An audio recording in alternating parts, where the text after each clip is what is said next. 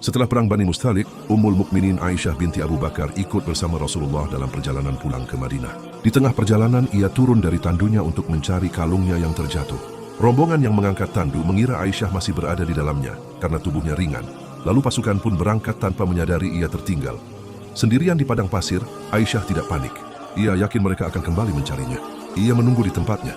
Tak lama kemudian datang seorang sahabat yang berjalan di belakang pasukan, Safwan bin Al-Mu'attal. Ia mengenali Aisyah, mengucapkan inna lillahi, lalu menuntun untanya tanpa berbicara sepatah kata pun hingga mereka tiba di Madinah. Namun ketika mereka masuk kota di siang hari, fitnah pun dimulai. Tokoh munafik Abdullah bin Ubay menyebarkan tuduhan keji. Isu itu menyebar dari mulut ke mulut. Sebagian orang beriman ikut membicarakannya tanpa memastikan kebenaran. Aisyah sendiri tidak tahu apa-apa. Hingga suatu hari ia mendengar kabar itu. Dan hatinya hancur. Ia menangis berhari-hari. Dunia terasa runtuh. Ia berkata dalam riwayatnya bahwa ia hanyalah seorang gadis muda. Ia menangis hingga air matanya tak berhenti. Ia merasa kecil, tapi ia yakin Allah Maha mengetahui bahwa dirinya suci.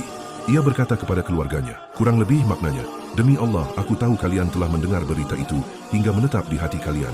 Jika aku katakan aku tidak bersalah, dan Allah tahu aku tidak bersalah, kalian tidak akan percaya. Jika aku mengakui sesuatu yang tidak kulakukan, dan Allah tahu aku tidak melakukannya, kalian akan membenarkannya. Rasulullah sendiri berada dalam ujian berat. Beliau tidak menerima wahyu selama sekitar 1 bulan.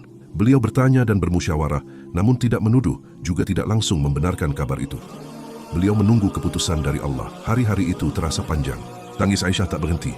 Hingga suatu hari, ketika Rasulullah sedang berada di rumahnya, wahyu turun. Tubuh beliau berkeringat berat, tanda turunnya wahyu. Lalu beliau tersenyum.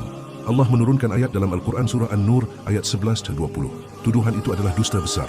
Aisyah suci. Ibunya berkata, bangunlah temui Rasulullah. Namun Aisyah berkata, maknanya, demi Allah aku tidak akan bangun kepadanya dan aku tidak akan memuji siapapun selain Allah. Dialah yang telah menurunkan pembebasanku. Namanya dibersihkan langsung oleh langit. Fitnah itu mengguncang Madinah, tapi kebenaran turun dari arsy. Dan sejak itu, kehormatannya diabadikan dalam Al-Quran hingga hari kiamat.